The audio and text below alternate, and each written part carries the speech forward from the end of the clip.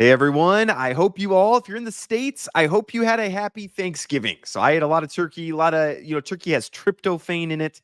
So a lot of sleeping this weekend, but it was good to rest. Now I'm back at it this week. We're starting off the week right with a side hustle. So we're going to be talking about with Kriss. Want to hear a little bit of his story, want to hear a little bit about his side hustle, what he does. And again, my goal with this is perhaps, you can do what Kriss did, but if nothing else, I want you to be inspired that, hey, if you don't like your 9 to 5, or hey, I need extra income on the side, there are many ways to do this. Okay. There's a lot of people who have stepped out on their own and have made this happen. And Kriss is one of those people. So I want to hear a little bit of his story. What I need from you guys before we bring Kriss on here, please hit the like button. Okay. You just listen and hit the like button. That's all I need from you guys. I do like to get comments going because I think it's interesting. It helps the YouTube algorithm. Let me know if you were going to start a side hustle right now. What side hustle would you start? Let me know in the comments. Just curious to see what people are interested in. But Kriss, thank you so much for hopping on here today. Appreciate you being here. Can you start us off with just telling us a little bit of who you are, a little bit of your background, and then we will jump into your side hustle. Yeah. So I've been an entrepreneur for almost 21 years now. I was not born to be an entrepreneur at all. My parents were lifelong employees. They didn't teach me anything about entrepreneurship. I just decided I hated corporate America. And so 21 years ago in January, I bought a little business with an SBA loan and have run my own businesses ever since. So I've done everything from contracting to solar to e-commerce to newsletters, and now I have a side hustle that we'll talk about today. Okay, sounds like you should start a YouTube channel about different income streams and things like that. I've thought about it. It sounds like a lot of work, though. I'm glad you're doing it. Yeah, maybe I'll run the YouTube channel. I'll bring you on with the great side hustle ideas. That sounds great.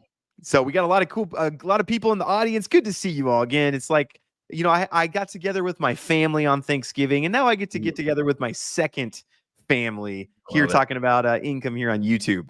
But we've got RX Rob says publishing books on Amazon. And yes, I'm going to have more content about that as well. I'm currently publishing a book as well. Let's see, selling funny beer koozies. There you go. See, there's all sorts of different ways to make money. Before we get to your side hustle, can I maybe ask just a little bit more about your story? What made you, what was the process of going from a normal 9 to 5, like being a normal person, towards saying, you know what, I don't want to be a normal person anymore. I want to do something else. What was kind of that process like for you? I think there's a lot of people wanting to make that jump, but what's involved? Yeah, mine was kind of wild. I was a construction engineer. I have an engineering degree. I was 27 years old. I was living in Birmingham, Alabama. And it turned out that the people who had won the work on this huge construction project were all crooked. They were all taking huge kickbacks. And it was part of this massive corruption scheme. And I figured out I did not want to do that. And I knew they were in trouble. And so I left and they all went to jail. So what happened was I moved back to my home state of Colorado, and I was just kind of unemployable at that point because I didn't have any references. These guys that had employed me for the previous 3 years were literally going to jail. Like they were being interviewed by the FBI. And so I just didn't have that many options, and none of them sounded great. So when I moved back to Colorado, I had this friend a college friend who had an extra room. I moved in with him, and he had just bought a lube oil filter shop, a Valvoline. And he had no background in that. He had no idea what he's doing. He just completely did it on a whim. And it just looked like kind of a fun deal, just to be the captain of your own ship. No more bosses, no more of this, or so I thought, And so I found a little construction company that was for sale. It was only $180,000. He was only putting like 60 grand in his pocket every year. I'm back in 2003. This was big money. So I thought, I can do that. So I had 50 grand saved up, put it down, got an SBA loan for the rest, and then just dove in. I had no idea how to run a business. I didn't know anything about accounting or anything like that. I didn't know QuickBooks. I was so naive. And I got my ass kicked for probably the first 6 months before I figured out, that I had to hire people to do the work and all this stuff. That came with some people, but I really wanted to grow the business. So it started off doing about 180K in top line. I grew it up to about 2.6 million in 4 years. Just about killed myself doing it though. Sold it for about 890,000. So I made a really good return. And so that was the beginning of my journey. I just decided I hated corporate America, and I always thought my bosses were idiots. I think a lot of us think that, right? Who can relate to that? Comment down below if you can relate to that. Right. Like I'm smarter than anybody here, and I know better what to do. And so I finally just decided to put that to the test and figure out if I could do that. And of course, I got my butt kicked quite a bit, but I think it worked out well in the beginning. Yeah. Yeah. You know what I love about that, and what I love about what you said is you could have a lot of people might hear your story and say, "Oh no, I need to wait till I get all my ducks in a row and know what I'm doing, and then I'll start."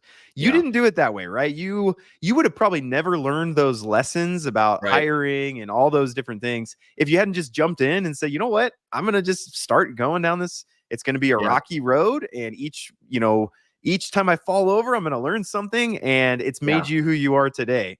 And I figured out that I had a fairly high tolerance for risk. And so now I talk to a lot of people like your audience that they really want to do this. They want to cut the cord. They want to burn the boats, as some people talk about, or they have such a good gig. They're 9 to 5, like it's the golden handcuffs, right? They're probably making good money, and the career arc is fine, but it's just not very fulfilling. So for those folks, I tell them a lot of you should just do a side hustle, really, because if you have kids and if you have a good insurance plan and all this stuff, it's not really feasible for a lot of folks to just quit it all, move out of state, and move in with your buddy, your college roommate, and do this. For some of you, that's certainly the case, but for most of the people that I talk to, that's not an option. And so for them, side hustles are the perfect option.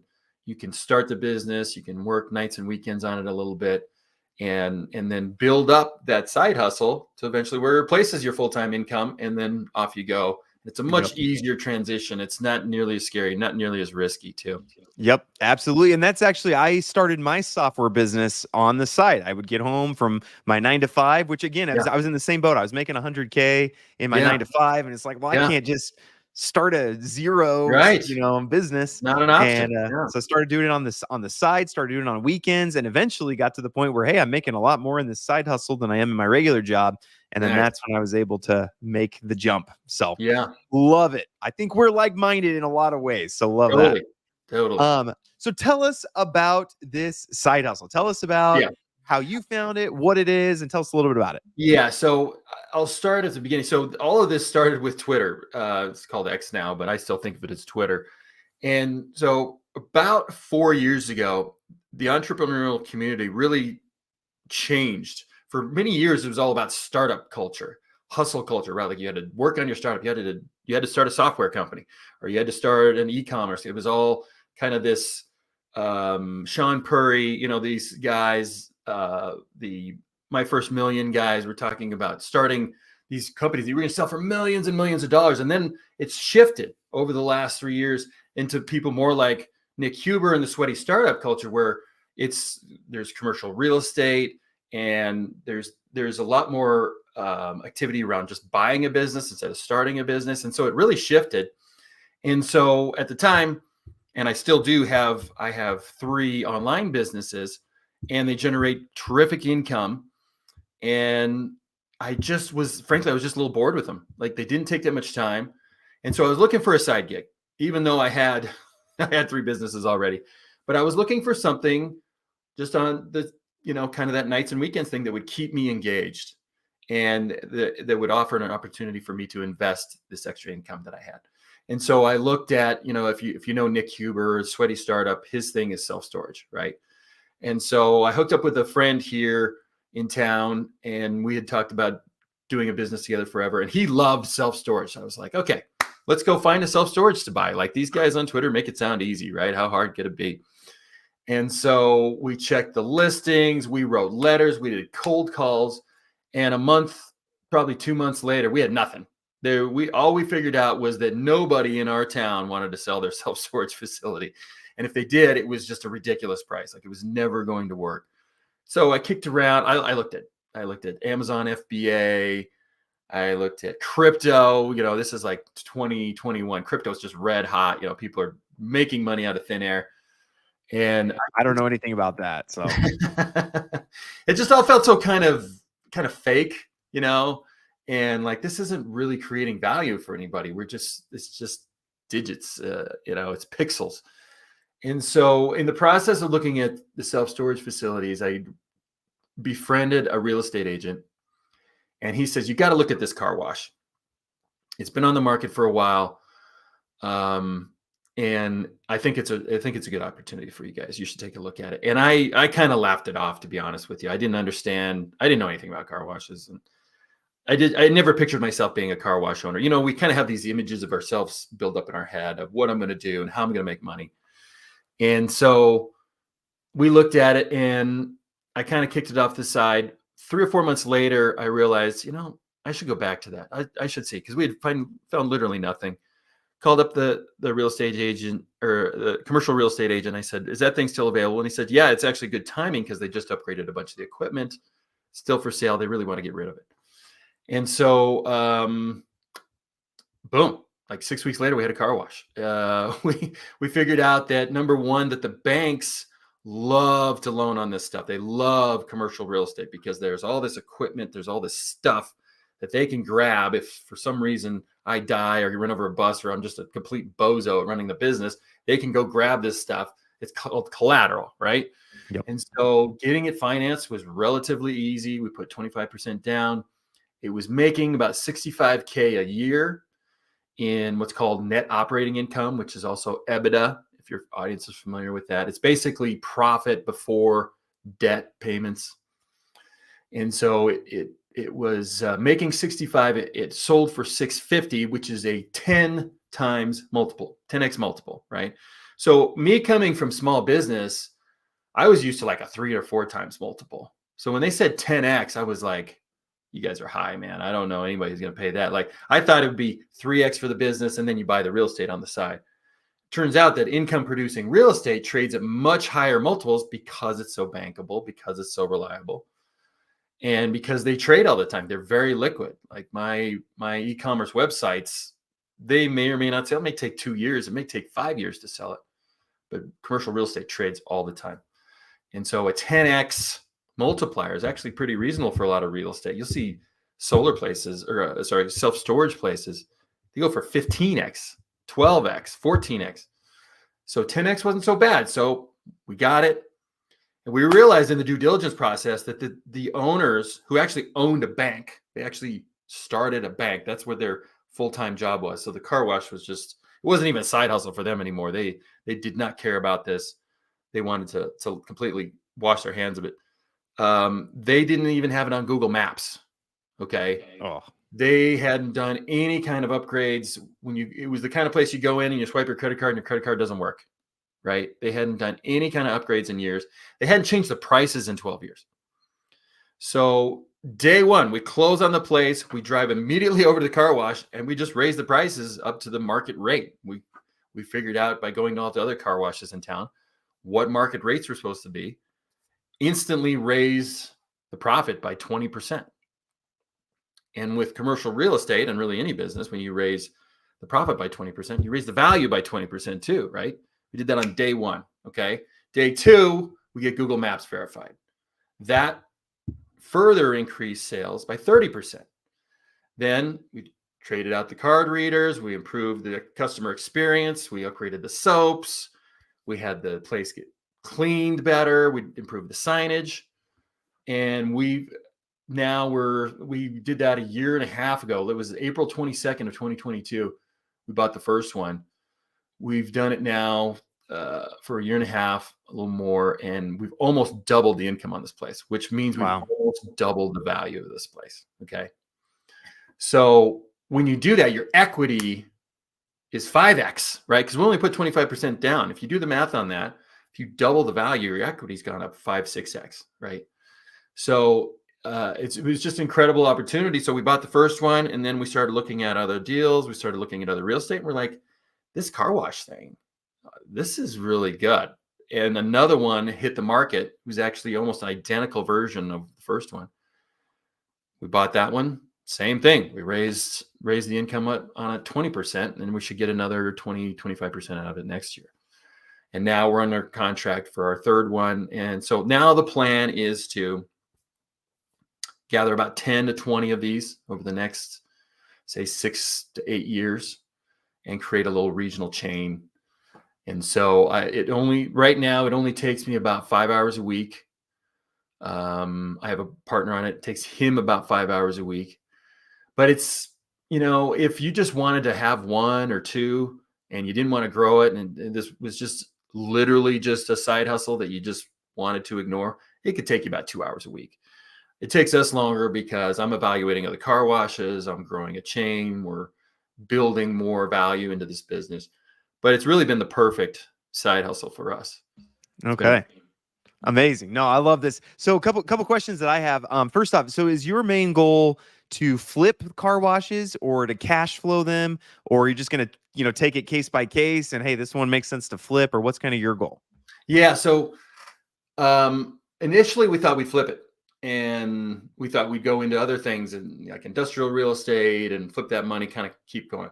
But what happened was kind of the best part of the story is we realized that there was a huge tax benefit. And this is probably the most interesting part for you, the W-2 earners out there, is that for whatever reason, in 2017, Donald Trump signed into a law. It was basically designed to spur investment in businesses. And it's called bonus depreciation. And I'll give you the short, easy version of this. The bonus depreciation means basically you can write off a huge chunk of a purchase all at once. Normally, when you make a big purchase like real estate or a bunch of equipment, it has to be spread out. It has to be depreciated, sometimes over 40 years, right? In this case, you could bonus depreciate all the equipment, all the building on a car wash in year one, 100%. This was last year. This year, it's actually 80%. So it's gradually stepping down. So that completely nuked my tax bill last year. I was supposed to write a check for $250,000 to Uncle Sam. I wrote it for zero. I was making quarterly payments last year because I didn't really understand bonus depreciation at the time, honestly. The returns on the car wash were great. I had no idea that the bonus depreciation was going to be this good. I got all my quarterly payments back. And so ironically, I put about $250,000 into the car washes. I had that back by January because I didn't have to write that check to the tax man. So I'm already, everything out from here is bonus. So back to your question of what's the plan? The plan now is to generate a regional chain of these, try to get about 20 of them and sell them all, because then the multiple on this larger business, instead of 10x, we buy them individually at 10x. You bundle them together, all of a sudden the multiple becomes 15x or 20x, right? And in the meantime, we're growing the individual places. So your cash flow is going up, the value is going up on an individual, and then you group them together, then the multiple gets really interesting. It gets really, really interesting. We figured out that we only needed 10. If we had about 10 locations, if we could get it down to an 8 cap, which is about a 12x multiplier, that's a $20 million business all of a sudden. So that's like generational money, right? So that's kind of the long-term plan. But for people who just want to nuke one tax bill or two over the next few years and have a cash flowing asset instead of writing a huge check to the tax man, man, you can't do any better than this. Believe me, I've looked for a long time and I've never been able to touch this, these kind of returns. Okay. No, I love this. So you mentioned earlier a lot of Twitter people, and I'll call it Twitter with you. We'll rebel together. I'm not changing my habit there.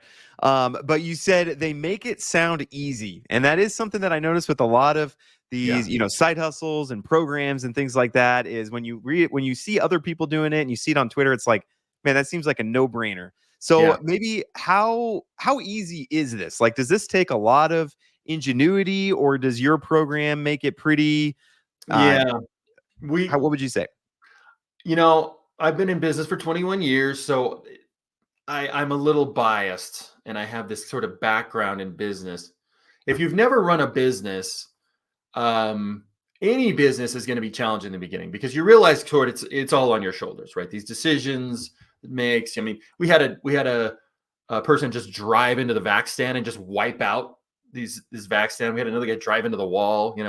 If you're the kind of person that gets sort of stressed out when that happens and these problems that pop up kind of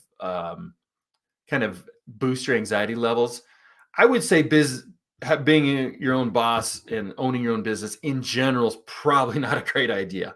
But if you're the type of person who can roll with the punches and realize that these problems are not that big a deal, then I would say this is probably the easiest business I've ever had. Because Wow. if you know how it is to have customers, James, right? You have clients, sometimes they're paying you a lot of money, sometimes they're not paying you that much money, but if they want their money back and everything, it can be a big problem. Sometimes it's thousands and thousands of dollars. When I was in the solar business, we were selling $10,000, $15,000 contracts and of equipment. If they were unhappy, we would have to take that equipment back, eat that cost, try to sell it again. It was a huge deal. Now, if a car wash client is unhappy, we give them their $9 back, you know? And it's like soap and bubbles, man. It's really not complicated. If we had done nothing to these properties, they would still cash flow very nicely. But the things that we've done to them, I call it the 3 M's.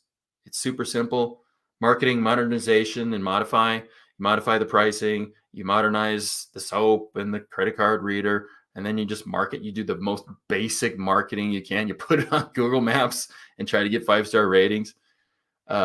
It's the easiest business I've done, and I haven't done them all, but it's definitely the easiest.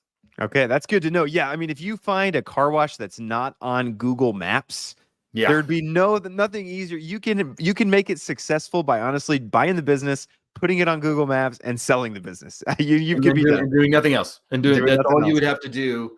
We found one because now that I've looked for them. By the way, we can find them on Crexy.com. It's a commercial real estate exchange. LoopNet has them. But now that I've been looking for car washes for so long, these algos know what to send me, right? They'll know I'll open an email if there's a car wash for sale. I found one in, I think it was outside of Dallas, Rockdale or something like that. It had been sale for 9 months, no credit card readers, no Google Maps. They hadn't updated the prices and they couldn't remember how long. Just the credit card readers and the Google Maps, you could double that business in Yep, probably 3 months. totally. And there's a lot of industries like this. Laundromats are another one that are kind of in Laundromat. the similar, but Yep. arcades. I mean, there's all sorts of Yep. industries where it's pretty easy to just come in. A lot of times it's people who've owned them for a long time and they're just not feeling up to Yeah. doing this big revamp or anything like that. They're like, hey, we've been running it this way for this Yes. long. And so yeah, it's just finding the right place. And there was actually, I'm a Christian pastor, Pastor Pelton, they call me sometimes, but there's Nice. a verse that you mentioned, something you mentioned reminded me of a Bible verse. It Yeah. says, let me see here. Here it is. Proverbs 14:4. It says, without oxen, a stable stays clean. So if you don't run a business, your life is easier in some Yeah. ways. Like it's less complicated to not run a business than it is to run a business. Yes. But you need a strong ox for a large harvest. So if you're willing to put in that work, really to do any type of business, there Right. will be a profit at the end. So it might sound like, oh, Right. I'm not, oh, an SBA loan. I don't want to do that. That sounds Right. like a huge headache. Right. But there's hard work brings a profit. I mean, there's a lot of profit to be made there. Absolutely. Um, but piggybacking on that, how hard is it for someone who doesn't really know what they're doing, to, go into a bank, get an SBA loan, find the right car wash? How hard is that process for just like an average person off the street, would you say? Um, I would say it's a little bit harder than buying a house because you're going to have to prove. Well, I mean, when you buy a house, you have to prove your income too, but you've got to prove that you have the chops to actually run this business, right? They don't ask you, are you able to run this house? Are you going to be able to keep this house up, right? They just sort of assume that. A banker is going to ask you, how are you going to be able to run this business? And so That's where, listening to me and my Twitter feed and the resources we're about to show you is going to be really important. But I would say it's just a little bit more than buying a house, because there is that 5 hour a week element. You're going to have to do that, right? And the reason that these businesses are such a huge opportunity is because the current owner doesn't even spend 5 hours on them. They're spending like 1 hour on it. Yeah.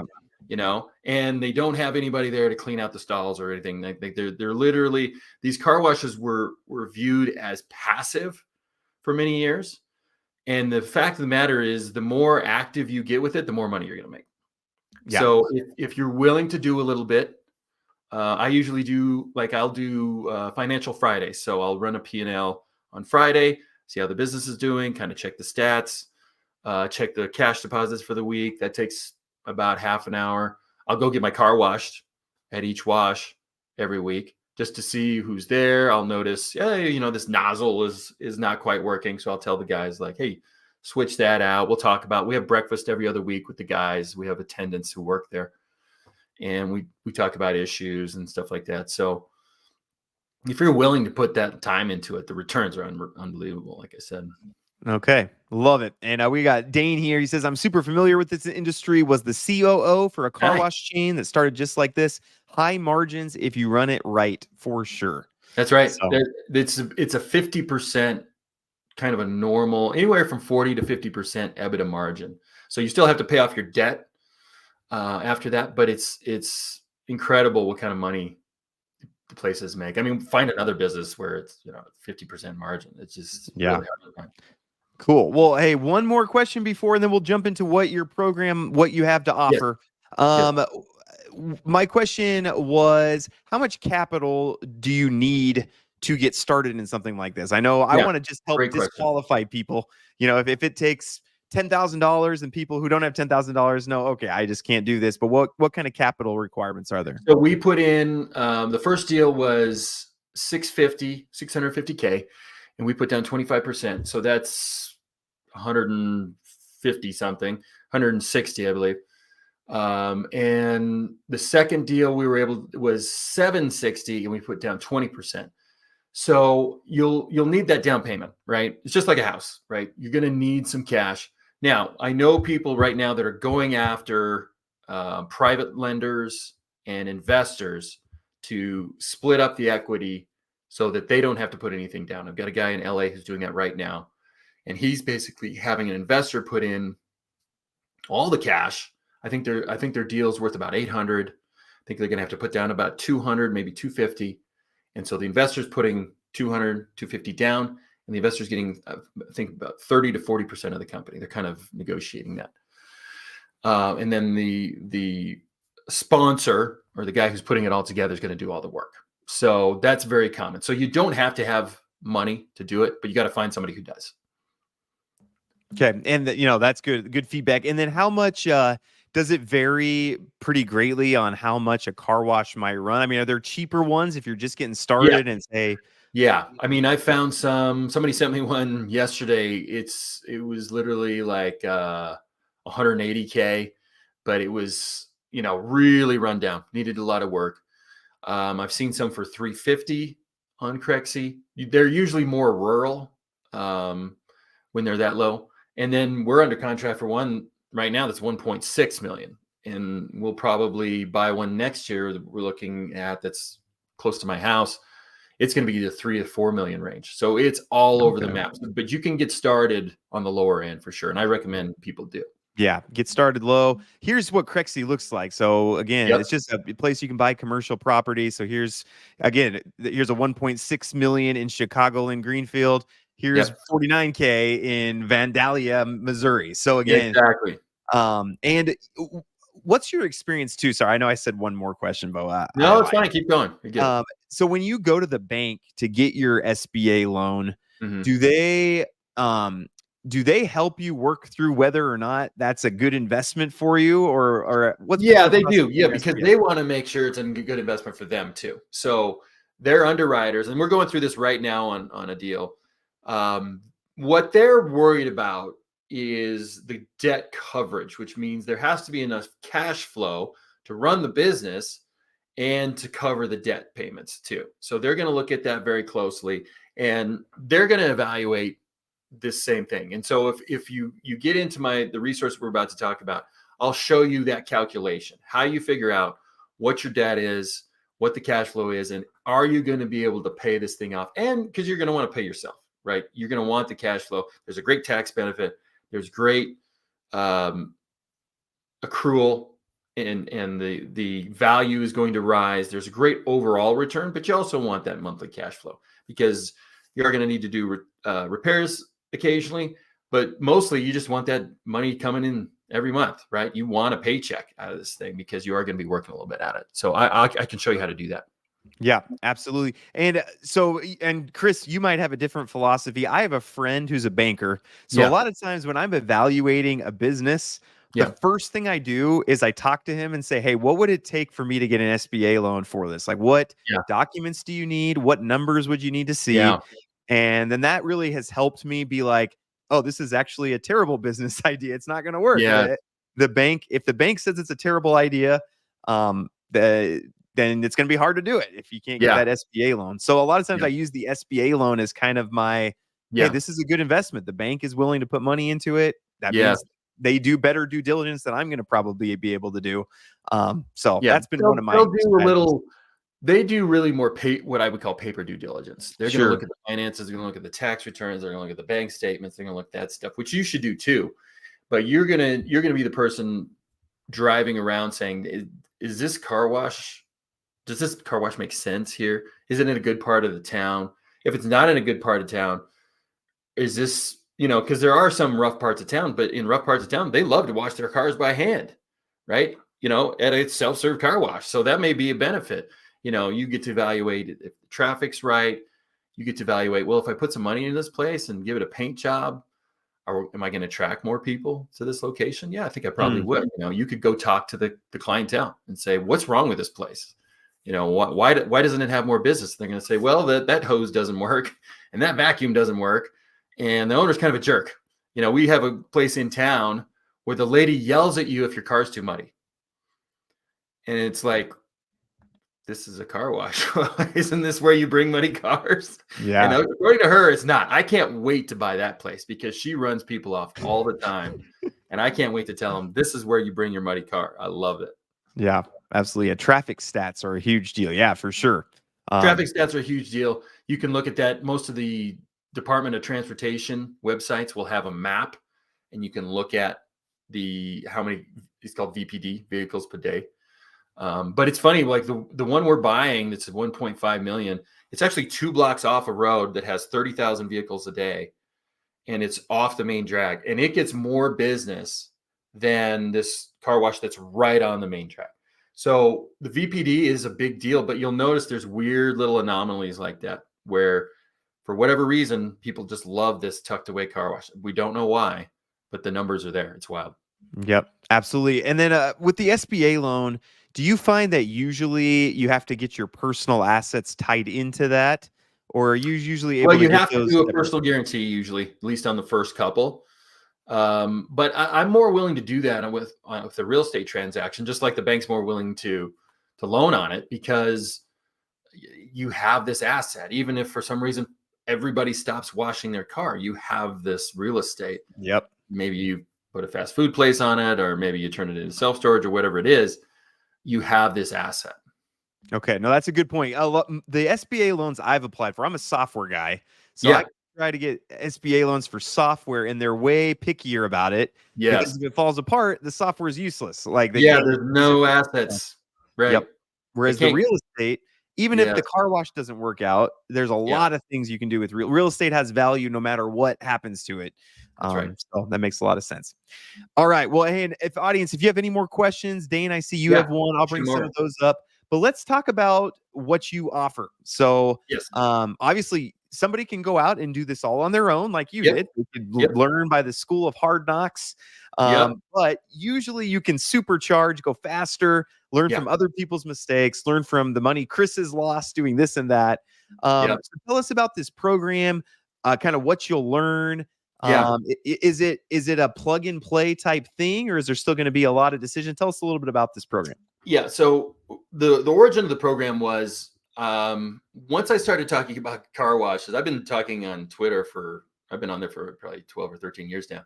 But as soon as I started talking about these car washes and the tax benefits and how we were working and everything, my timeline blew up and my DMs blew up, and everybody was asking question after question after question.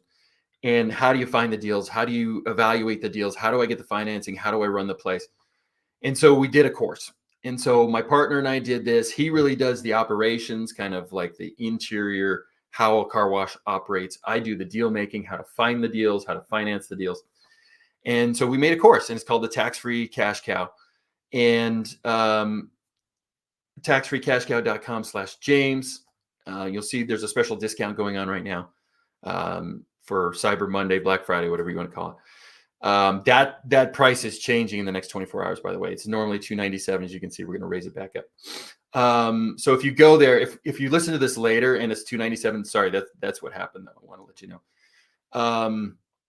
So what this is everything we accumulated over a year and a half of how to find, buy, and run your first car wash. It's everything we use, the templates for the contracts, the deal evaluation spreadsheets, the how we find the car washes. I take you through I actually used a random address generator and plugged it in and found a car wash. It turned out it was right outside of Columbia, Missouri, literally the middle of the country. And so I take you through a car wash that's for sale there, and I take you through how to find off-market deals. So if you can't find a car wash for sale in your area, how to find off-market deals through brokers and through just your own deal generation. And then I teach you how to finance it. We talk about SBA financing. We talk about conventional financing. Either one's an option for you. And then we talk about getting the deal done. And then we talk about running the car wash and how all the systems that we use, how we hire people to do the dirty work, the literal dirty work.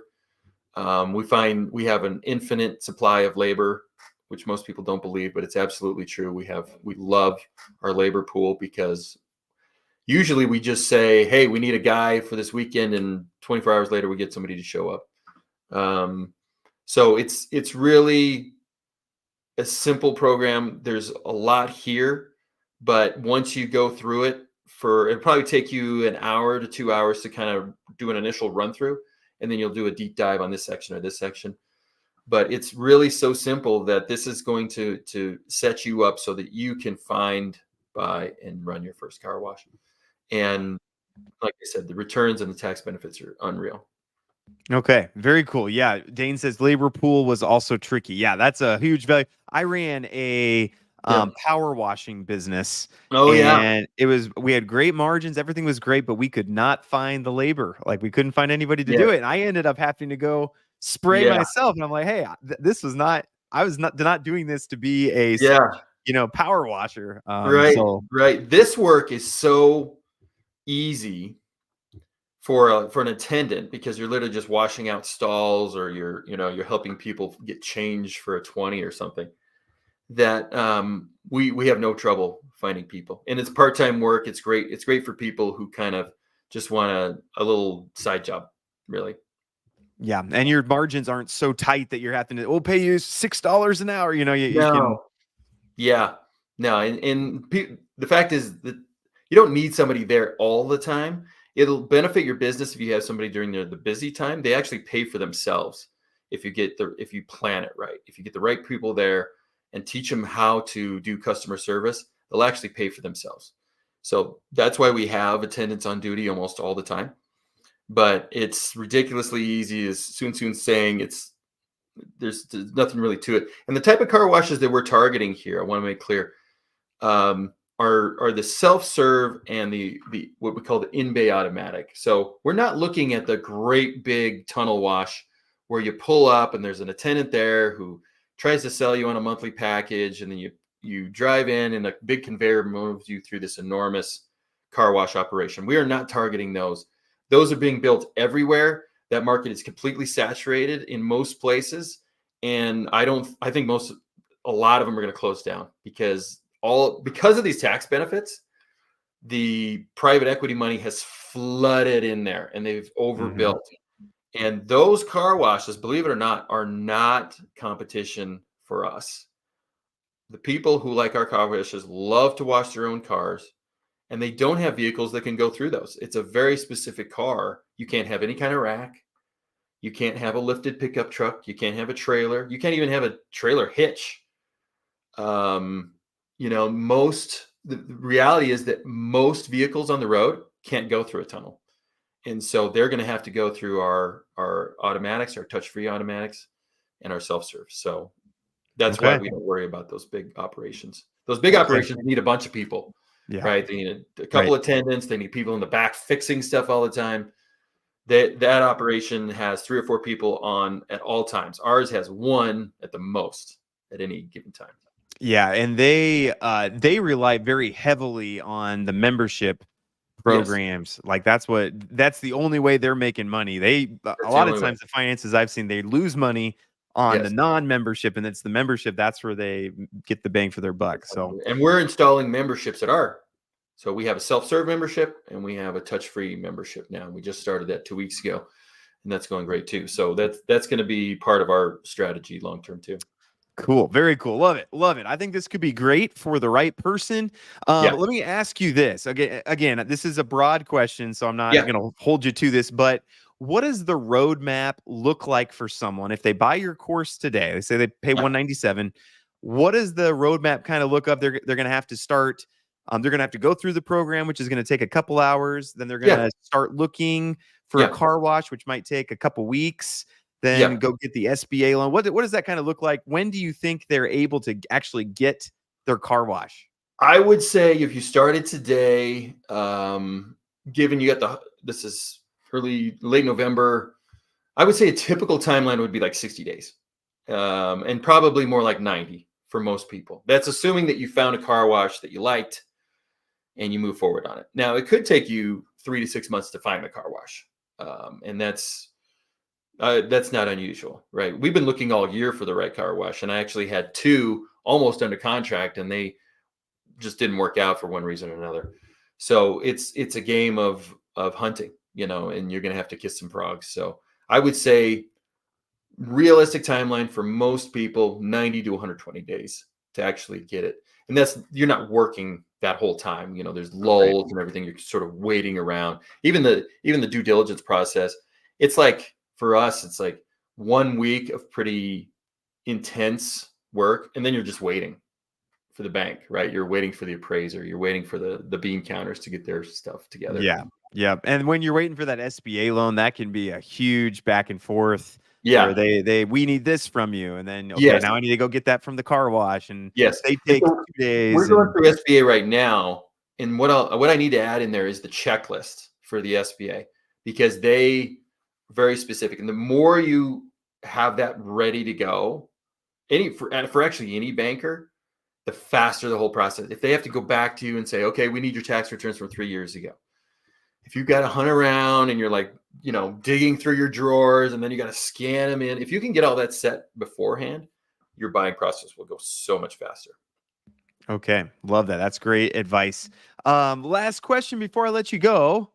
Yeah. I say last question. There'll probably be more. But what have you ever thought about a car wash funded by NFTs? Ah, no, I have not thought about that, but I will now. I still don't quite understand how that would work, but I hear people talking about that often. Okay, because But that's kind of been what my community, what I've been doing is, if you need 50K for an investment, yeah, a lot of people don't have 50K sitting around, and so I've been doing kind of an NFT collection where you sell $1,500 NFTs or mm, $500 NFTs. Then it's kind mhm, of like you're crowdfunding this initial investment, and then you need somebody to kind of spearhead it. But then, right, hey, I've got 50K, I can go, get the loan. Some of the interesting. profits go to the NFT holders. Yeah, So yeah, I something dig it, we can especially if talk there's a about. dividend. Yeah, if there's a dividend for the NFT holders, I love it. Yeah, Yeah, we can talk about that. That might be an opportunity. great. Again, just looking for ways to help my audience. And I bring again. There's some people who are like, "Hey, I've got 500 extra dollars," and Yeah, it's like, well, you probably a car wash is probably not going to work for you. Probably You're not going to your need more than jam, that. unless you have, I know one guy in Alabama, like he has a wealthy father-in-law who's looking to invest and loves those tax benefits. So he's putting together deals, so that they can work if you have some connections. And really, if I think if you thought about it, most people could find somebody if they were willing to ask. They could find $150,000 if they were willing to ask friends and family, and if they're willing to build that Yep. trust and put together a syndicate like that. You could probably pull it off. Most Yeah. people. And if you have your ducks in a row, you have the finances worked out Yeah. for, if somebody had the finances worked out for me and they came to me and said, "Hey, if you give me $150,000, I'll turn it into $300,000 in, a year." And they had Yeah. all the numbers in a row, I'd be like, "Oh, okay. I'd consider Yeah. doing that." So, Well, and if you think about it, you could go to somebody and say, "Look, I don't have the income right now or the cash to do this, and I don't need the bonus depreciation. I will give you the bonus depreciation. You get this tax benefit. So you put in $150,000. There might be $150,000 write-off this year. So you're going to have your money back, right?